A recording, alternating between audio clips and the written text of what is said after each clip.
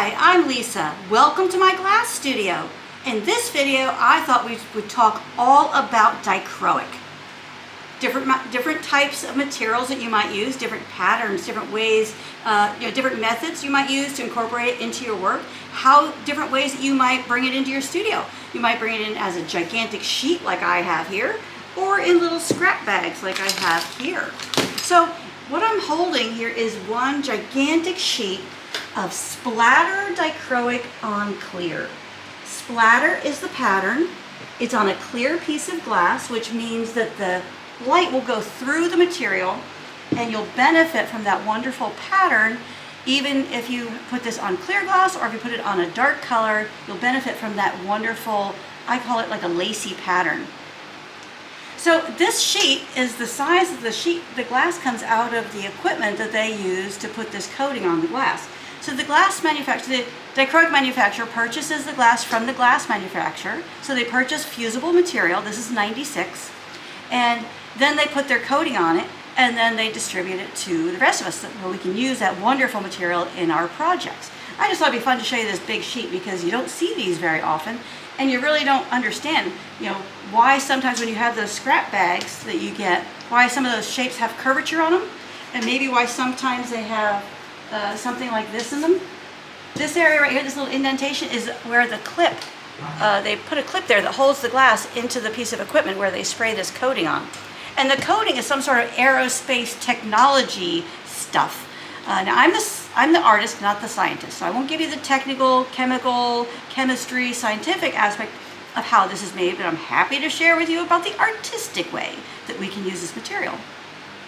I think it's fun to have a big piece like this because, first of all, Nikki said it looked like I was holding the moon, which I think is amazing. I love the idea of holding the moon. But the other cool thing is this has so much potential for artistic directions, and you kind of don't even want to cut it up. So I'm going to have to noodle around some ideas and some way to use this phenomenal piece of glass that's going to show equally as well as the material that you see right here. Now the cool thing about dichroic is you get one color when you look directly at it, you get a second color when you turn it at a 45-degree angle, and then you get a third reflective color, a color where this would reflect on the surface behind it. So you can get three different tones. That's why a lot of times when you look at the glass, you'll see red, and you look at it again, you see green, and look at it again, you might see blue. So you get all these different color qualities in the glass. The other cool thing is when you put this on top of a clear material or a light color material, like I've done with these little butterflies here, this is on like a teal, you see the pattern and you get that wonderful depth and that wonderful texture. But when you put this material on top of a dark color, like if I put something dark behind it, see how it changes the way it looks? And you get different color quality. You know what? This is so funny because I'm looking at the black side. I thought I had the black side up against this. I don't. So this is a better example, right? That's not even a great example because there's those butterflies there. Let me see what I can put behind this. You know what? I'll do this on a different piece because I don't have anything big and dark in here. Everything is so bright and cheery. Anyway, you'll get different color qualities out of the material depending upon what you put it on or put it between. So you can put it use it as a base layer, you use it as a middle layer, you can use it as a top layer. You get all different types of visual looks from the same material. That's one of the things that makes it so exciting to work with. So I'm going to go ahead and put this down, and we'll talk about some other materials here. All right, so you may often buy your dichroic like this in a bag of scrap, and it's very clearly marked that this is COE 96. This is also COE 96. Now the difference between these two bags is all the material in here is on clear glass, all the material in here is on black glass. So you can request either type. There's pros and cons to both. If the glass, I put this piece of dark paper here so you can see these different colors. Now look how they show on the white table compared to how they show on this dark piece of paper. So this dark paper is similar to what would happen if you take this glass, put it on a dark material, you'll get these different colors. If you put it on a light material or clear, you'll get these different colors. This one has a very cool texture. Now, if you have a texture and you fire the glass, you'll often lose the physical texture, but you'll often keep the visual appearance of that pattern, which is very cool. Now, you can use this with the coating up or the coating down. Often the coating is on the textural side. That's not always the case, but in my experience, it's most of the time the case. So if you have a material that has a texture, you can rest assured that that's the coated side. Now, if your material is on black, like we have here, let's go ahead and open that up.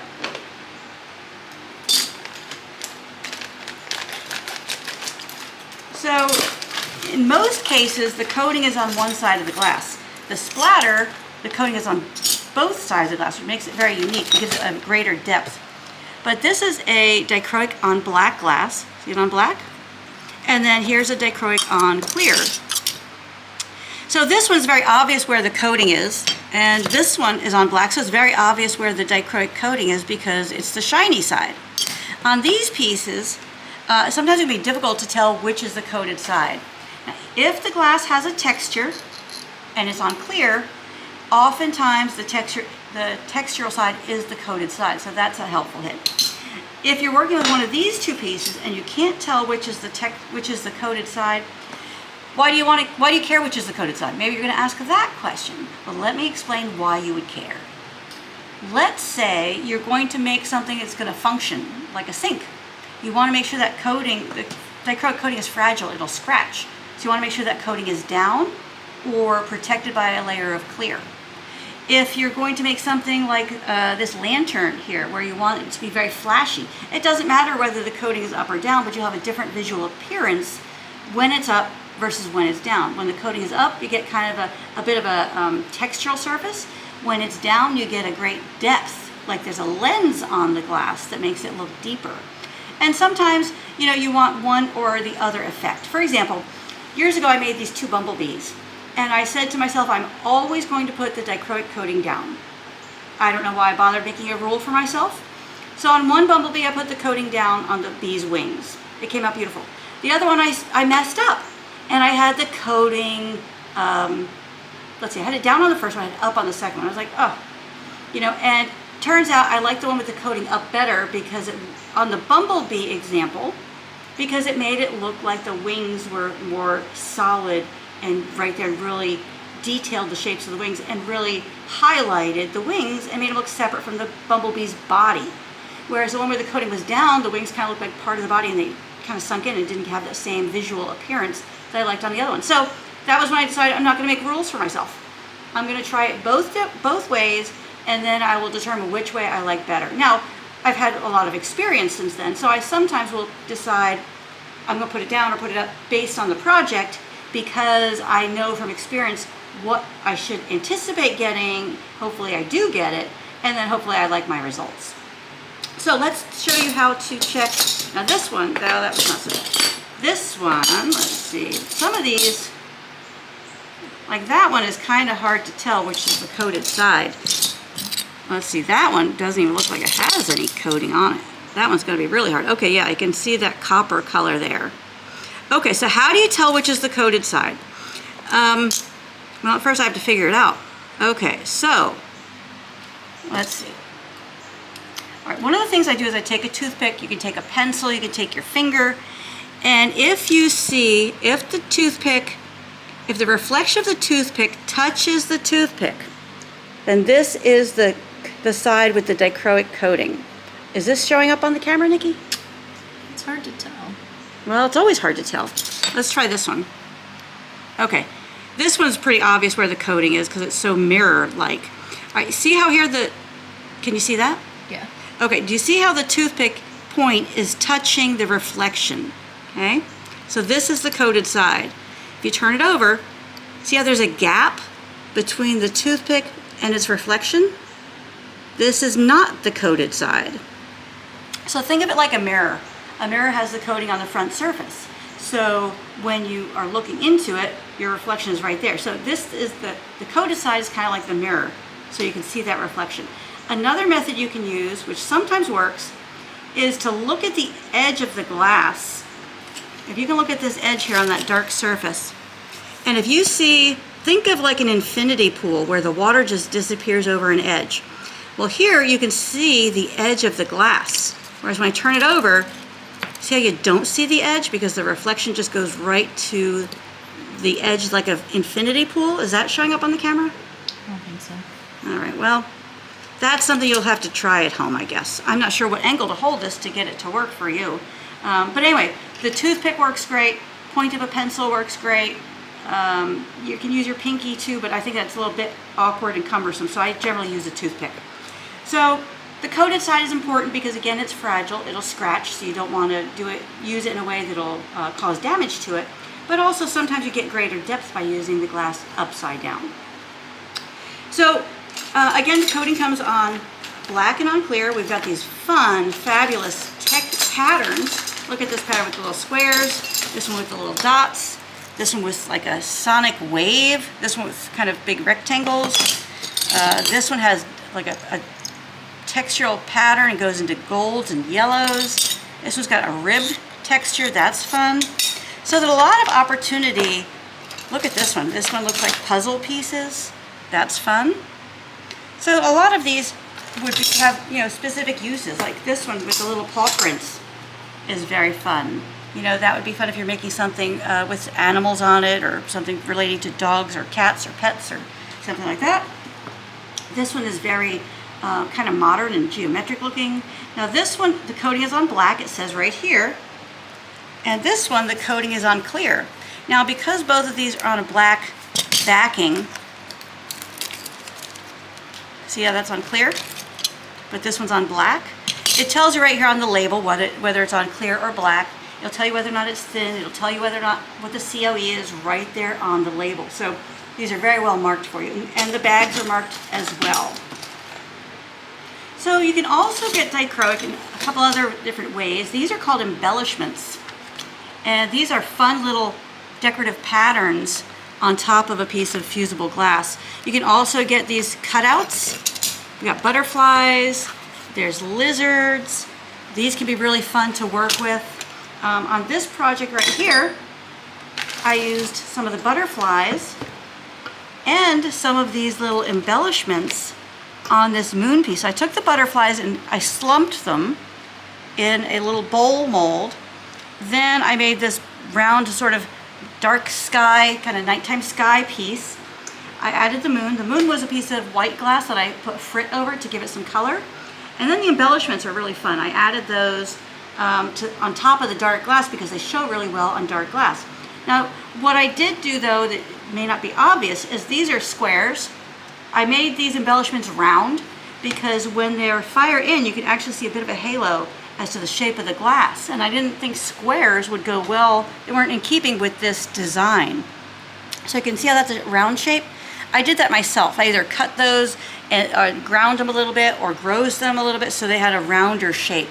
Now you want to try to avoid grinding dichroic because it'll chip and it'll also scratch.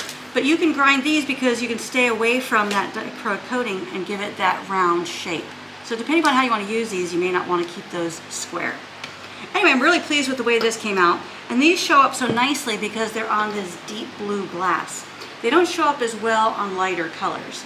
So that was a really fun project. And this is one of my YouTube videos. You can check that out and see how that was used. So you can get dichroic in these embellishments. You can also get it in frit. This is coarse. This is a little bit fine. Let's see what size this is. They call this Flakes. We've got blue and amber and orange and yellow, red, and green. I mean, these are fun ways to incorporate some dichroic in your projects. These would be great if you're doing something like this one for like a flame. These for a flame. Maybe these for an ocean scene. Maybe this for something where you have some sort of florals. And I'll add this amber color to it. That'd be lovely. I've also got clear and black. So those are really fun to work with. And then I wanted to show you these things here. These are called fire sticks. These are really fun. They're long zigzag pieces of dichroic that you can work into your artwork. And they come in different colors, different sizes. They have these fun textures. And they add a nice linear quality to your artwork. So I'd like to show you right here. Oh gosh, I'm so glad the end of that didn't open up. Okay, Okay, on this project, this is another one of my YouTube videos. Is this dark? Can you see it okay? Okay. Here's the fire sticks here. Here's some pattern dichroic here, lovely pattern on black. This is just a blue dichroic on black. I wanted to point out to you is when you're working with dichroic on black, as the coating melts down and in, the side, the edges come up. It's like when you cook a chocolate chip cookie. How it starts out as a blob, but then it melts down and the edges round out. Same thing happens with your glass when it melts. So if you're working with dichroic on black, you get this wonderful halo around it, this added detail, this nice linear quality. Now, if you want to show off that linear quality, place the dichroic on a light color, and you'll see it really nicely. If you want to kind of not show it as well, or not make it such an obvious addition to the design, then put the dichroic on a darker color. See here how the outline is a lot less dominant?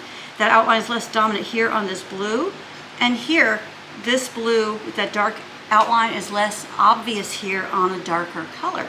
So you can determine and decide how much of that extra detail you want in your artwork depending on how you use it and what you place that glass on top of. So the really fun stuff there. All right, let's talk about this lantern. This is dichroic on clear right here and right here. This one has a dot pattern. This one's just a plain color. The coating is up.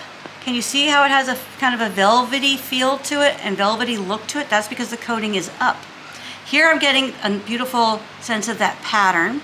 What I want to point out though is the dichroic changes color depending upon what it's in contact with. When it's in contact with the blue right here, you get a different color than when it's in contact with, let's see if it's in contact with amber anywhere.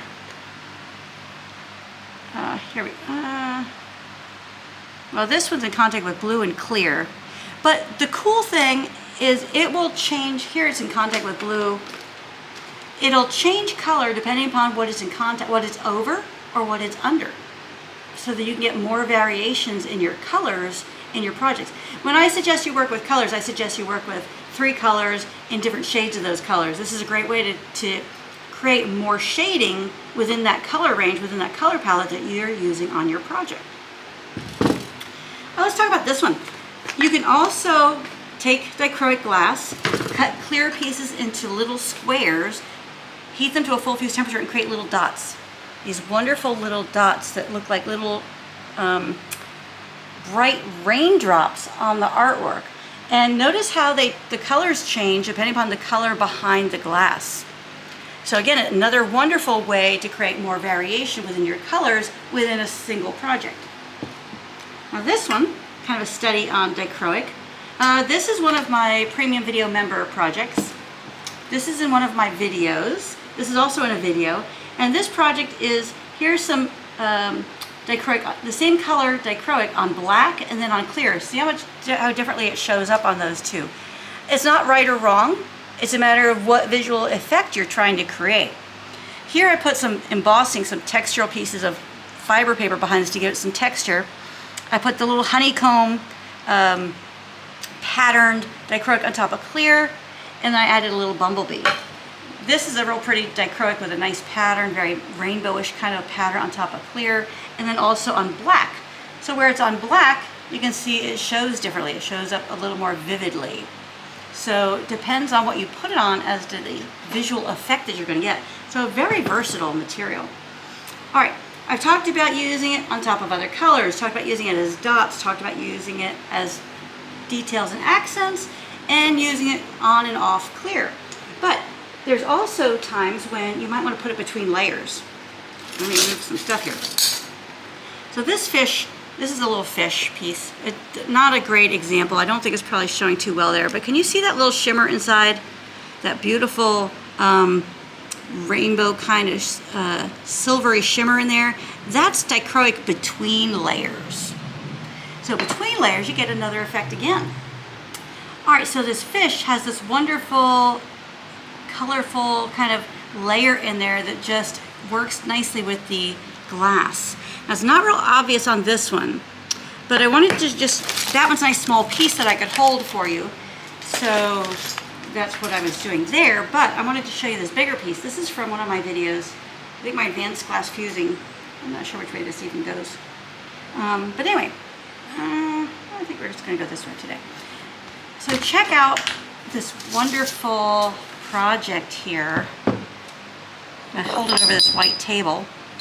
Gosh, the area just go tiny here. Okay, so this is a wonderful example of dichroic being used in different locations within the art.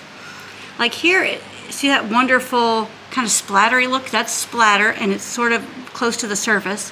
This one's close to the surface. But here, the dichroic is underneath these other colors and really enhances that. There's some dichroic right here. This right here is aventurine blue, because it has a nice little sparkle look to it, but there's some dichroic down here. This is all dichroic right in this area. In between layers, here's a little dichroic right on the surface. See how it looks like it's just a little wafer sitting on top? Here's a little bit submerged on top of that wonderful aqua color. Here's a little more submerged. And here, this dichroic right here is on the surface. This is on the surface, but that area is submerged between layers. So this is a very simple shape pattern, a very simple fish design. And what I did was I made a large free flow, a large block of glass where I put a bunch of colors together. I layered clear, dichroic, some opal colors, some transparent colors, and I fired it and made a blank. Then I took that blank and I used my saw to cut these fish shapes out of the artwork, out of the piece of glass, to make pieces that are like working in a series. They go together, they complement each other, but each one is individual. So I'm really pleased with the way this came out. And then I took clear 1/4-inch glass and I slumped it over a wavy mold, and then I glued the fish to that mold, to those pieces of glass, to create like a watery sort of wall art design. And so this whole thing is held together by the glue that holds the glue. The fish are glued to these pieces, and they bridge the different pieces, and that's what holds the whole project together. And then what I would do is glue some sawtooth hangers on here and then mount it on the wall. So I just wanted to kind of share with you the versatility of the material and such a wonderful different ways you can use it. And you don't need a lot. That's really one of the cool things about dichroic, is you don't need a lot to get a really dramatic look. Matter of fact, a lot of times when you're using it sparingly and in moderation is when it really shines best. You can get it in small pieces, scrap pieces, wavy pieces, chunked up pieces. You can get it with patterns. You can get it with textures. You can get it with all different colors. And it'll tend to pick up and enhance what it's next to. It'll tend to pick up and enhance what it's on top of. It'll enhance what it's underneath. So really a wonderful material. It has a lot of uses. And again, small amounts can be very, very fun to work with. And the small little scrap bags like this are very affordable. These small pieces are affordable too. And this is a 4x4 or a 2x4.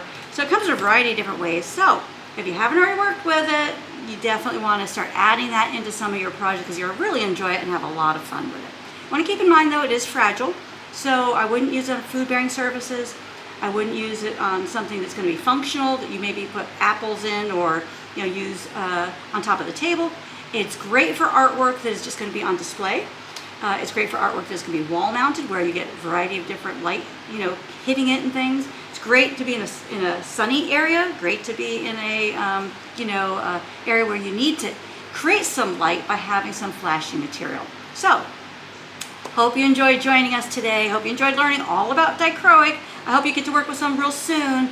And until next time, happy fusing. Okay, never mind. Not happy fusing yet. I'm back. I forgot to talk about this extract, and there's another project I wanted to show you. And let me explain. We're out in the studio. Papa is helping babysit, so we're in a bit of a time crunch. And it's like 99 degrees out here, 100% humidity. So we've got fans going, which we don't usually do. And we're a little hot, and we have to keep stopping to take a drink. The camera even overheated, and we had to stop and put it in front of a fan. So this is real world Lisa and Nikki in the studio. This is what really happens out here. A lot of times we cut this stuff out. Today we're leaving it in. Let's talk about dichroic extract. This is fun material that comes in these little, jars that looks like it's some sort of science experiment, which it really is. I don't have any examples of of using this yet. What this is the actual dichroic coating that is put on the glass and then adhered to it through this scientific method. What we do with this material is you can put this dichroic coating on fusible glass and create your own pattern, design, or maybe mix of colors. The trick is you have to cover this material with either a sheet of clear glass or with clear powder frit, otherwise it doesn't stick.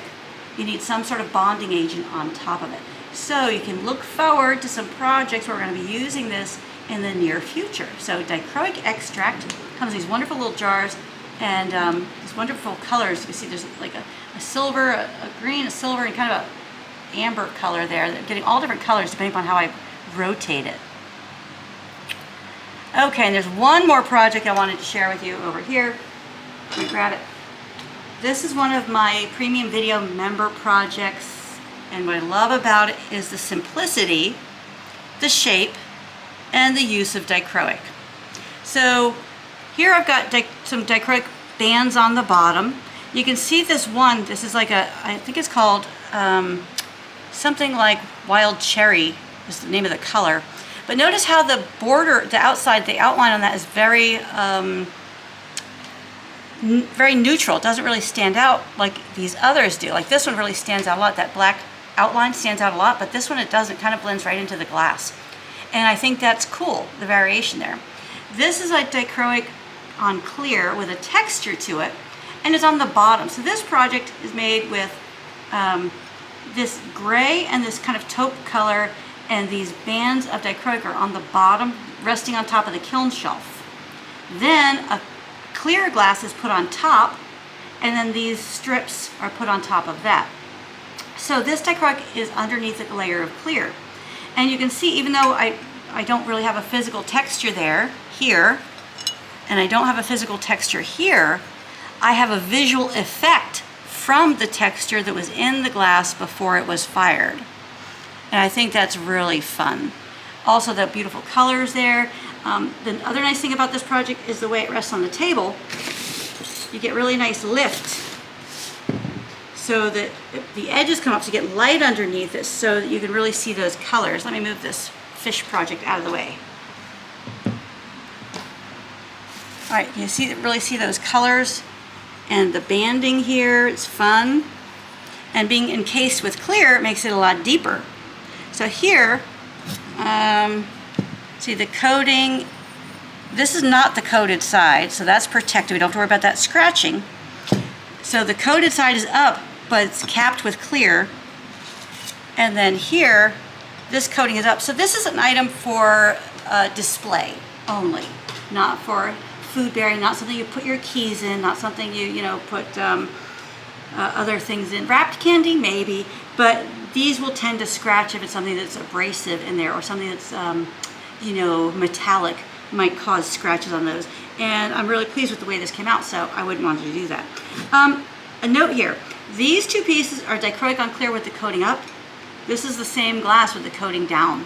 That was a mistake. I wanted it to be up like these. See how this is sitting right on the surface and gives you a nice visual on top, where this has some depth to it, and this is what I call wicking. It's where the coating comes up. It's the same thing that's happening up here, where that black is coming up, but here the coating is coming up from underneath and creates this unusual design. So if I didn't point that out, you'd probably think, oh wow, she did that on purpose.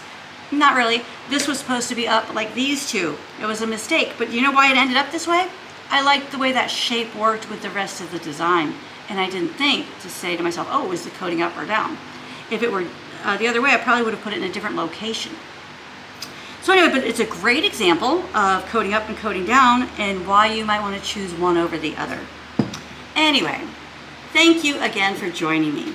Thank you for following and subscribing and liking and commenting and sharing everything you do for us on YouTube. We appreciate you very much. Thank you.